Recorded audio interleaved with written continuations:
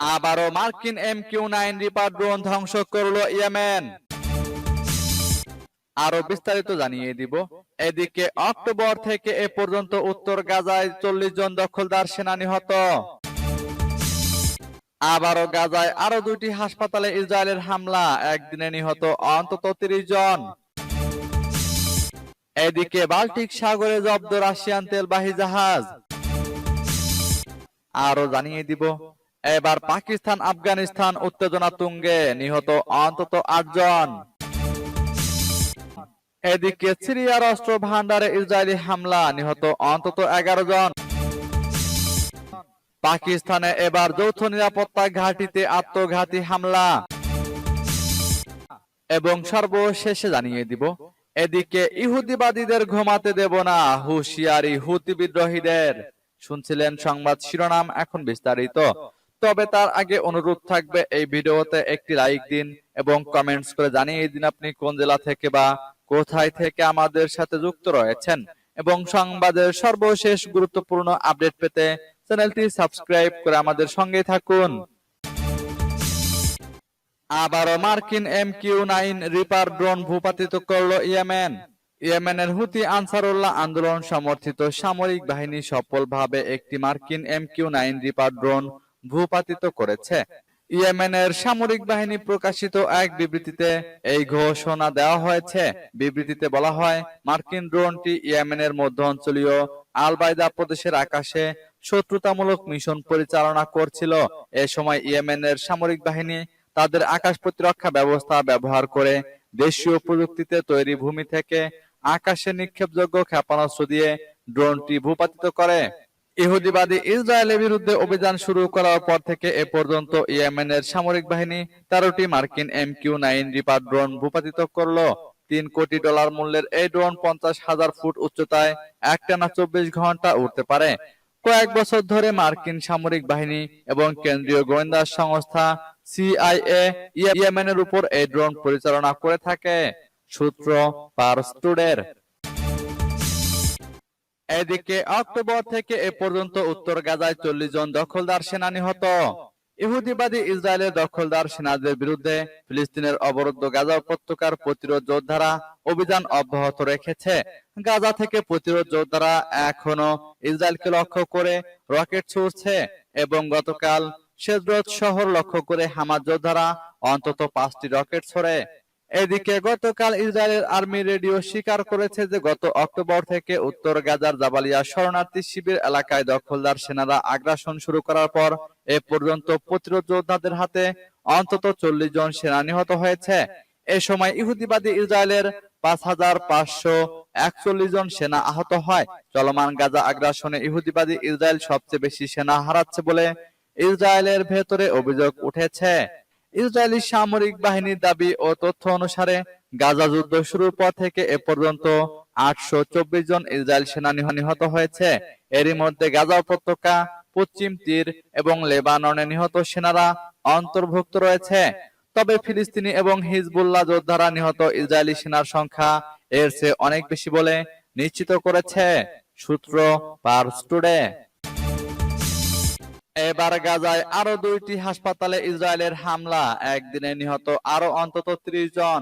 ফিলিস্তিনের স্বাধীনতাকামী সশস্ত্র সংগঠন হামাস নিয়ন্ত্রিত গাজায় অবিরাম হামলা চালাচ্ছে ইসরায়েলি বাহিনী।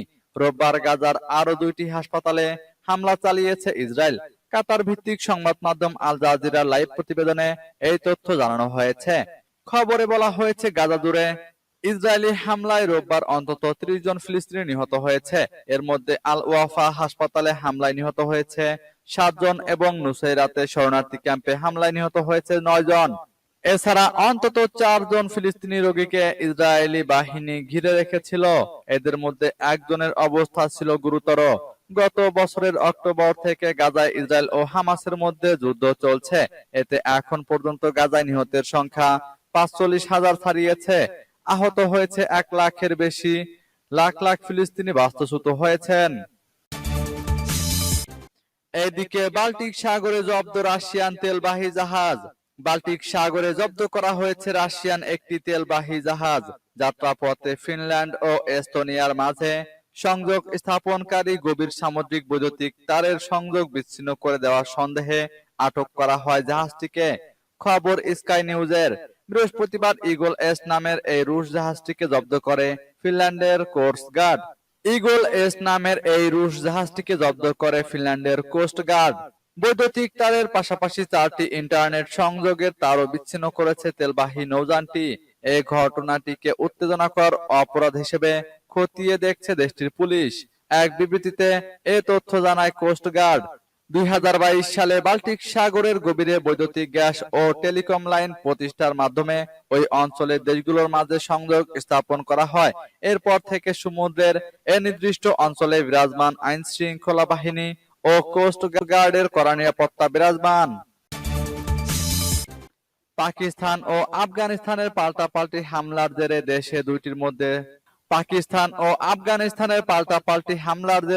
দেশ দুটির মধ্যে তুমুল উত্তেজনা বিরাজ করছে। এবার নতুন সংঘাতে আফগানিস্তানে অন্তত 8 জন নিহত হয়েছে, আহত হয়েছে অন্তত 13 জন। শনিবার রাত পর্যন্ত এই সংঘাত চলেছে। এইসব তথ্য নিশ্চিত করেছে পাকিস্তানের নিরাপত্তা কর্মকর্তারা। খবর ডনের। গত মঙ্গলবার আফগানিস্তানের পূর্বাঞ্চলীয় পাকতিকা প্রদেশে বোমা হামলা চালায় পাকিস্তানি বাহিনী।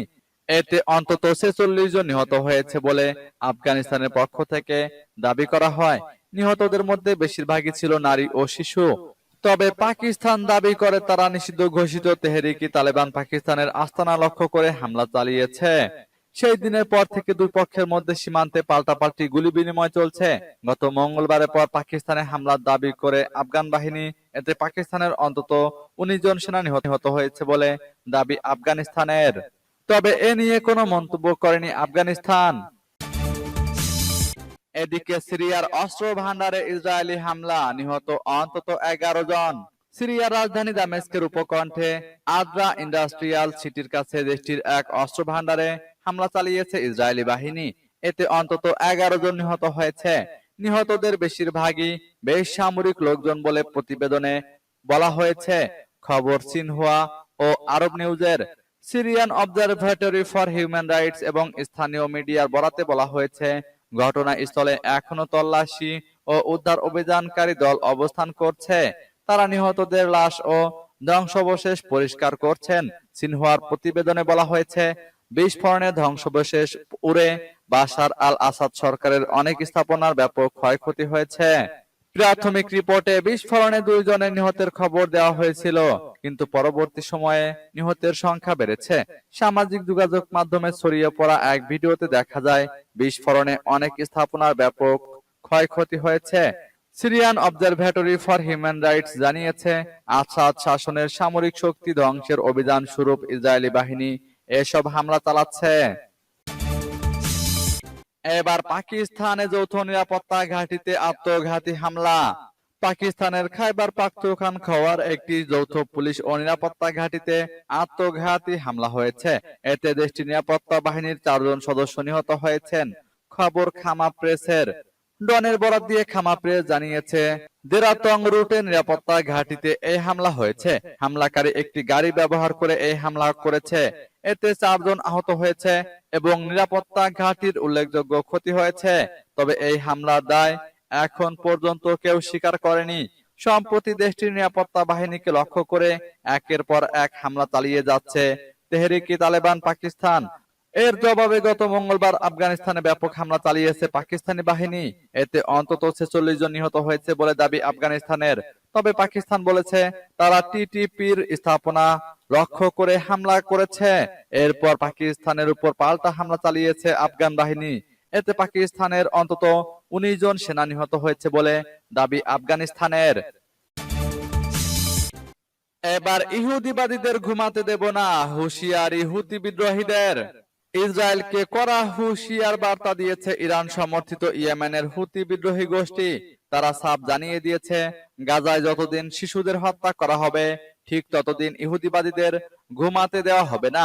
সোমবার এক প্রতিবেদনে এ খবর দিয়েছে টাইমস অফ ইসরায়েল।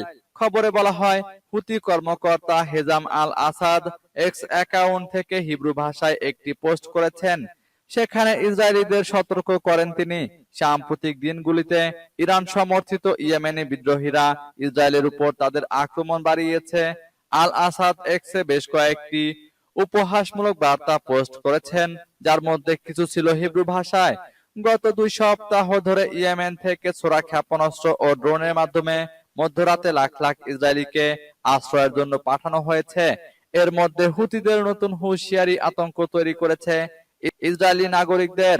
সাম্প্রতিকতম এই ধরনের আক্রমণে ইসরায়েলি বিমান প্রতিরক্ষা বাহিনী ইয়েমেন থেকে নিক্ষেপ করা একটি ক্ষেপণাস্ত্রকে বাধা দেয়, যা শনিবার ভোরে জেরুজালেম দক্ষিণ পশ্চিম তীরে ভূপাতিত হয়।